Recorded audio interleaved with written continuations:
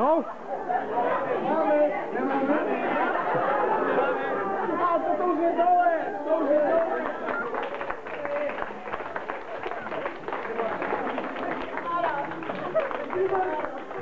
Všetkým sa to podarilo. Ďakujem vám zatiaľ veľmi pekne, ale príbeh ešte pokračuje. Takže tentokrát Janko s Marienkou už prichádzajú k Perníkovej chalúbke a začnú ju ochutnávať. Takže teraz by som poprosila Juraja s Ivkou, Janku s Filipom, Mareka a Zuzanku a Vládka a Janku.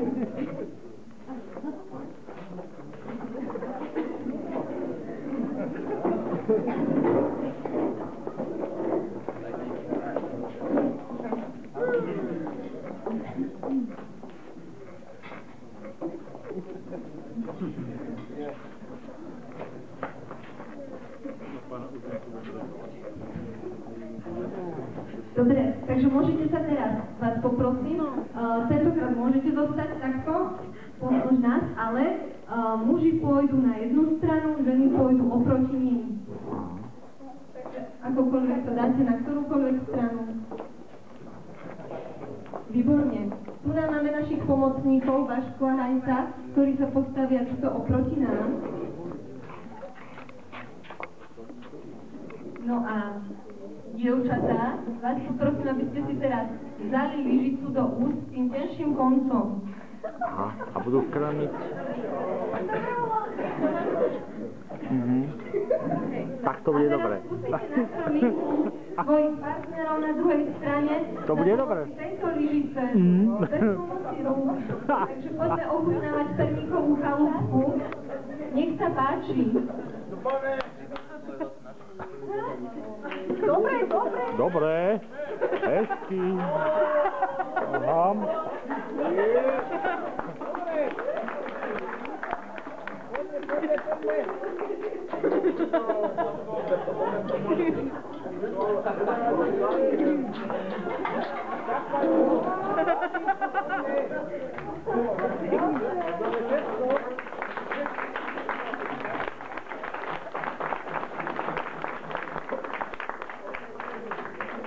Šikovnú máme tú družinu, ale predsa len ešte sa niečo v tom príbehu stalo, pretože Janka s Marienkou chcela zožrať v tej Perníkovej chalúbke ježibaba. No a oni sa ale nedali, šupli ju do pece a zostal po nej iba tieň. A takýto tieň si teraz vytvoríme, takže poprosila by som ostatných mužov, keby sem povedľa nás postavili paravány ostatných mužov. Alebo aj tak. Oho.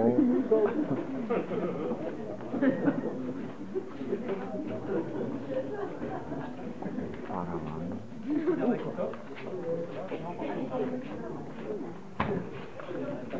Dobre.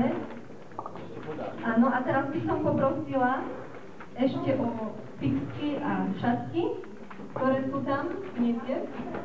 Dobre. A poprosila by som teraz opäť Maja so Stánkou, Tomáša, brácha, Gabikou Húškovou, Peťa Veroniku,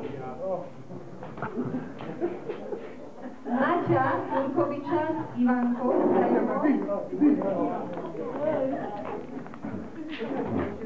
a skúsime aj nejaký chalanský pár, napríklad takú Mirka s Maťom by som zavolala. Janko, Maťa a Maťo, Mirko.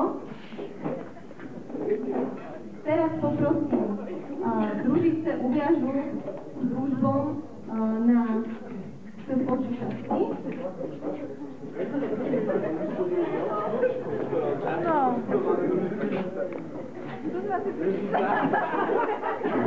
Družba.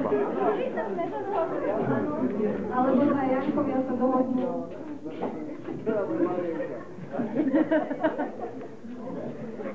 A takú poctivú. Výborne. Každá družica si vyberie jeden paraván, popri ktorom bude chcieť stáť a privedie k nemu svojho družbu. A vašou úlohou bude, družice, postavíte sa úplne k paravánu a družba sa vás pokusí obkresliť.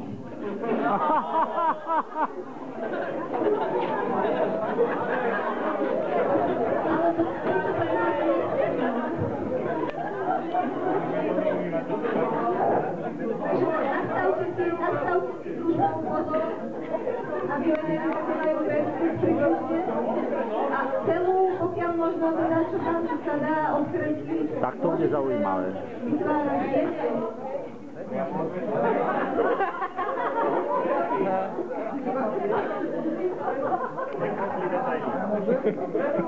Áno, už môžete. Pozor, majú pekné šaty, všetci. Maťo, ťa môžu zavrieť, Maťo. Dobre. Skúste tak...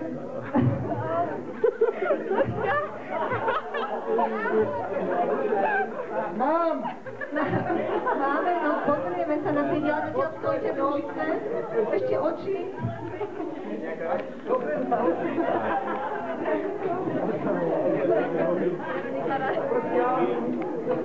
No, dobre. Dobrý výtvor, Peťo. Aj sa podobá. No. Tak toto bude asi...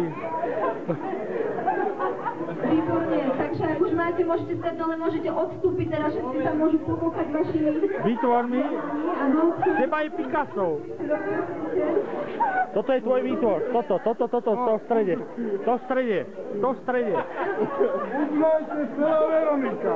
To v strede, ale Peťo, to v strede. Aha.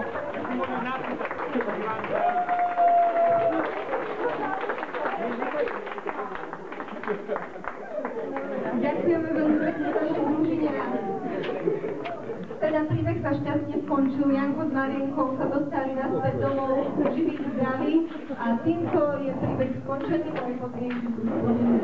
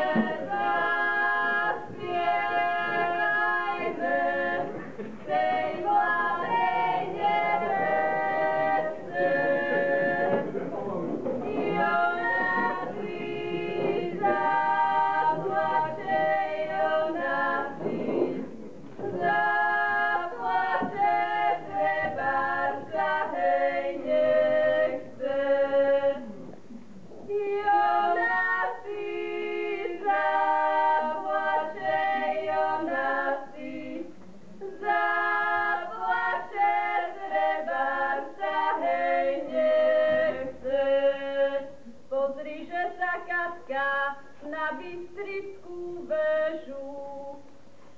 Pozri, že sa Katka na Bystrickú väžu. Tam tvoju slobodu, tam tvoju slobodu do ručnička viažu.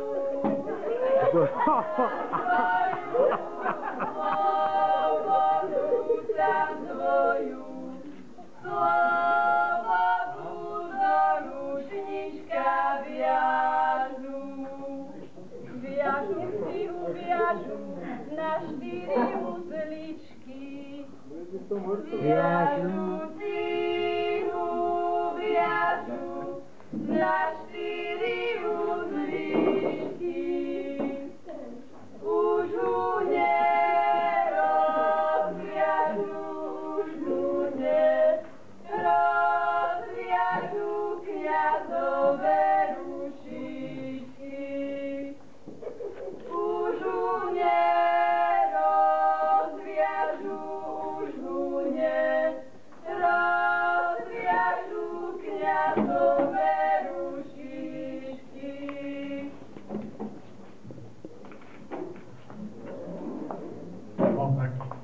teda teraz, keď môžete si sadnúť, teraz, keď si naši novomanželia teda dala Katka sňať svoj vienok, tak v podstate teraz prichádza taká chvíľa, že spravili sme teda z jedného aj z druhého, už máme hlavu rodiny, vieme, že to je Jozef.